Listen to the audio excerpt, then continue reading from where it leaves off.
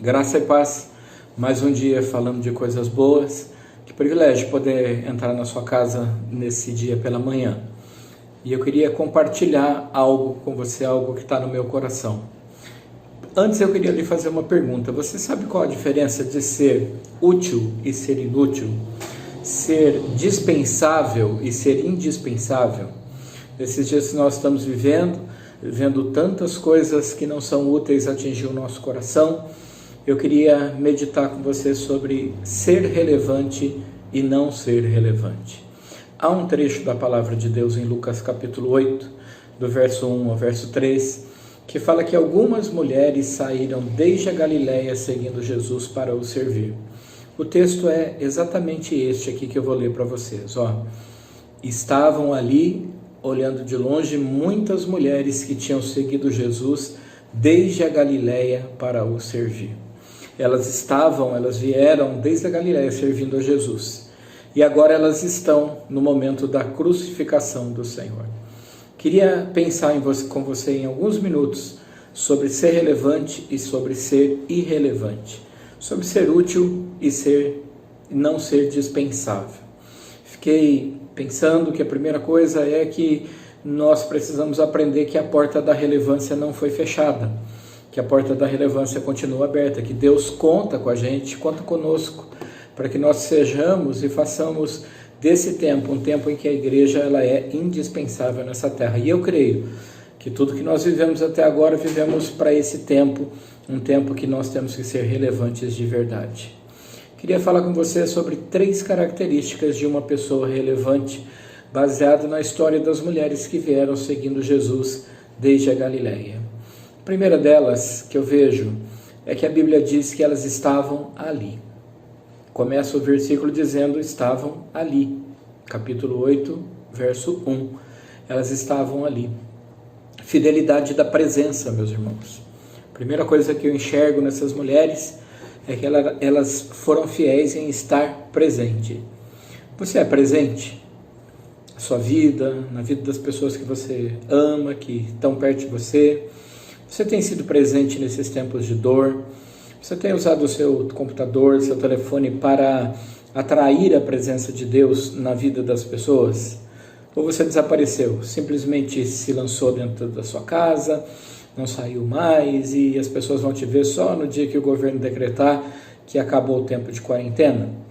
Acredito que Deus nos deu tecnologia para que nós possamos ser presentes, assim como Madalena e as outras Marias que estavam ali, vieram da Galileia e estavam com Jesus até o momento da sua morte, o momento da sua crucificação. Eu acredito que Deus tem nos chamado para esse momento, que é indispensável quem está presente. Uma segunda coisa que me salta aos olhos na vida dessas mulheres é que a Bíblia diz que muitas mulheres o tinham seguido. Então elas vieram seguindo Jesus desde a Galileia até esse momento. E seguir, a gente entende muito dessa linguagem de internet, né? Quando nós estamos seguindo alguém, nós estamos acompanhando aquela pessoa. A segunda coisa, é relevante quem permanece fiel em resistir, em continuar, mesmo que as coisas não estejam boas, estejam difíceis, complicadas, continuar a resistir. Não basta estar, é preciso continuar a seguir. É preciso seguir como discípulo fiel, estando perto do Senhor, onde quer que Ele esteja. No momento que Ele multiplicou pães, elas estavam lá. E no momento que Ele estava numa tumba e numa cruz, elas também estavam lá. Bonhoeffer, um teólogo alemão, diz que quando Deus chama um homem, o chama para o seguir e para morrer. Verdade. Quando Deus nos chama, primeiramente Ele nos chama para seguir.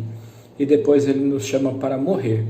Morrer para as nossas vontades, morrer para aquilo que nós achamos ideal e seguir a Jesus em todo o tempo. E a terceira característica dessas mulheres, que são tão fiéis ao Senhor e tão relevantes na vida de Jesus e nos evangelhos também.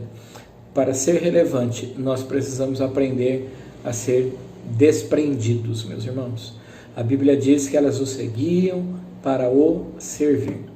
Não para exigir dele algo, não para exigir uma cura, não para exigir um melhor trabalho, não.